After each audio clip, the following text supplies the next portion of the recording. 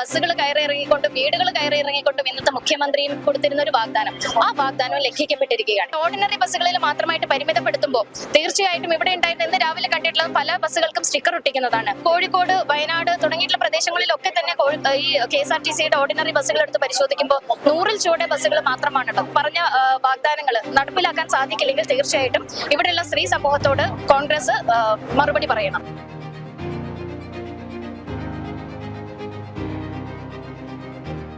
നമസ്കാരം. ഈ തെരഞ്ഞെടുപ്പ് കാലത്ത് UDFന്റെ വാഗ്ദാനങ്ങളിൽ ഏറ്റവും അധികം ചർച്ച ചെയ്യപ്പെട്ടിട്ടുള്ളതും ഒരുപക്ഷെ ഏറ്റവും അധികം ഇമ്പാക്ട് ഉണ്ടാക്കിയിട്ടുള്ളതുമായ ഒരു വാഗ്ദാനമായിരുന്നു KSRTC ബസ്സുകളിൽ സ്ത്രീകൾക്ക് സൗജന്യ യാത്ര എന്നുള്ളത്.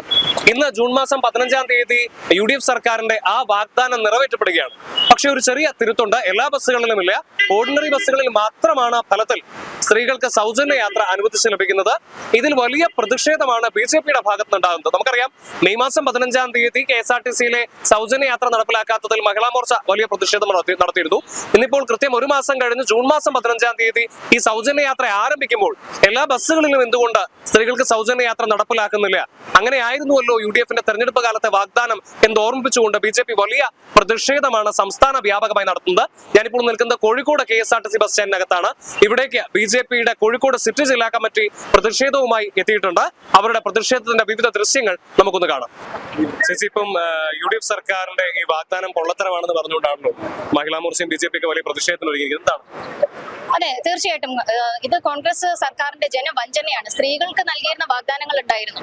അതായത് KSRTC ബസ്സുകളിലെല്ലാം സ്ത്രീകൾക്ക്, എല്ലാ അമ്മമാർക്കും സഹോദരിമാർക്കും സൗജന്യ യാത്ര എന്നുള്ളതായിരുന്നു കോൺഗ്രസിന്റെ തിരഞ്ഞെടുപ്പ് സമയത്ത് ഉണ്ടായിരുന്ന മാനിഫെസ്റ്റോയിൽ ഉണ്ടായിരുന്ന കാര്യം. അത് ബസ്സുകൾ കയറി ഇറങ്ങിക്കൊണ്ടും വീടുകൾ കയറി ഇറങ്ങിക്കൊണ്ടും ഇന്നത്തെ മുഖ്യമന്ത്രിയും MLAയും MP-യും എല്ലാം തന്നെ എല്ലാവരും ഒന്നിച്ചു ചേർന്ന് കൊടുത്തിരുന്ന ഒരു വാഗ്ദാനം, ആ വാഗ്ദാനം ലംഘിക്കപ്പെട്ടിരിക്കുകയാണ്. ഇതിന്റെ ആദ്യത്തെ ലംഘനം എന്ന് പറയുന്നത് മെയ് 15-ാം തീയതി മുതൽ സൗജന്യ യാത്ര എന്നുള്ളതായിരുന്നു. പക്ഷേ കോൺഗ്രസിന്റെ തന്നെ ഇരട്ടത്താപ്പ് മൂലവും കോൺഗ്രസിന്റെ ഉള്ളിൽ തന്നെ ഉണ്ടായിരുന്ന കടിപിടി മൂലം മുഖ്യമന്ത്രി സ്ഥാനത്തിന് വേണ്ടിയിട്ടുള്ള ഈ ഒരു ഫൈറ്റ് നടക്കുന്നത് കാരണം അവർക്ക് അന്ന് ആ ഒരു മുഖ്യമന്ത്രി പദം അന്ന് അലങ്കരിക്കാൻ സാധിച്ചില്ല. അത് ഏറ്റവും ആദ്യത്തെ ലംഘനമായിരുന്നു, വാഗ്ദാന ലംഘനമായിരുന്നു. അതിനെ തുടർന്ന് കൊണ്ടും ഇത്തരത്തിലുള്ള ലംഘനം തന്നെ. ജൂൺ 15-ാം തീയതി എന്ന് പറയുമ്പോൾ പല ബസ്സുകളും നമുക്കിന്നറിയാം മലബാർ പ്രദേശത്ത് എത്രത്തോളം ഈ ഓർഡിനറി ബസ്സുകൾ ഉണ്ട് എന്നുള്ളത്.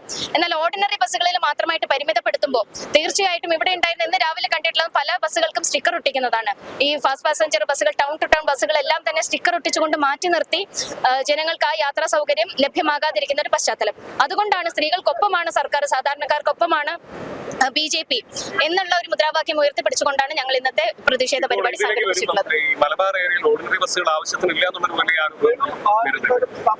അതെ, തീർച്ചയായിട്ടും കോഴിക്കോട്, വയനാട് തുടങ്ങിയിട്ടുള്ള പ്രദേശങ്ങളിലൊക്കെ തന്നെ ഈ KSRTCയുടെ ഓർഡിനറി ബസ്സുകൾ എടുത്ത് പരിശോധിക്കുമ്പോൾ 100-ൽ ചുവടെ ബസ്സുകൾ മാത്രമാണുള്ളത്. അപ്പോൾ ഒരു വാഗ്ദാനം നൽകുന്ന സമയത്ത് കേരളത്തിന്റെ സാമ്പത്തിക വ്യവസ്ഥ കൂടെ മനസ്സിലാക്കിക്കൊണ്ടായിരിക്കണമല്ലോ മുഖ്യമന്ത്രി വാഗ്ദാനം നൽകിയിരുന്നത്. KSRTCയുടെ ഇന്നത്തെ അവസ്ഥ എന്താണെന്നും പൊതുമേഖലാ സ്ഥാപനങ്ങളുടെ അവസ്ഥയൊക്കെ നമുക്ക് വളരെ വ്യക്തമായിട്ട് അറിയുന്നതാണ്. അപ്പൊ KSRTCക്ക് വന്ന നഷ്ടം സർക്കാർ നികത്തുമെന്നുള്ളതായിരുന്നു അന്ന് കൊടുത്തിരുന്ന മറുപടി. എന്നാൽ അത് സാധിക്കില്ലെങ്കിൽ, ആ പറഞ്ഞ വാഗ്ദാനങ്ങൾ നടപ്പിലാക്കാൻ സാധിക്കില്ലെങ്കിൽ തീർച്ചയായിട്ടും ഇവിടെയുള്ള സ്ത്രീ സമൂഹത്തോട് കോൺഗ്രസ് മറുപടി പറയണം. മഹിളാ മോർച്ച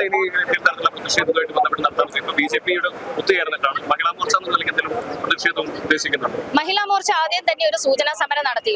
ആ തിരഞ്ഞെടുപ്പ് വാഗ്ദാനം പാലിക്കാത്തതിനെതിരെ മെയ് 15-ന് തന്നെ സൗജന്യമായിട്ട് ലഭിക്കും സൗജന്യ യാത്ര എന്ന് പറഞ്ഞിരുന്ന വാഗ്ദാനം ലംഘിച്ച ഉടനെ തന്നെ മഹിളാ മോർച്ച ഇതിനെതിരെ ഒരു പ്രതിഷേധ പരിപാടി സംഘടിപ്പിച്ചിരുന്നു. വീണ്ടും ഒരുപാട് വാഗ്ദാനങ്ങൾ ഉണ്ടല്ലോ കോൺഗ്രസ് നൽകിയിട്ടുള്ളത്. കോളേജ് കുട്ടികൾക്കെല്ലാം തന്നെ ധനസഹായം എന്ന് പറഞ്ഞ നിരവധി പദ്ധതികളുണ്ട്. അത് ഏതെല്ലാം കോൺഗ്രസ് നടപ്പിലാക്കുന്നു എന്ന് നോക്കട്ടെ. തീർച്ചയായിട്ടും സമരമുഖത്ത് BJP ഉണ്ടാവും, സമരമുഖത്ത് മഹിളാ മോർച്ച ഉണ്ടാവും.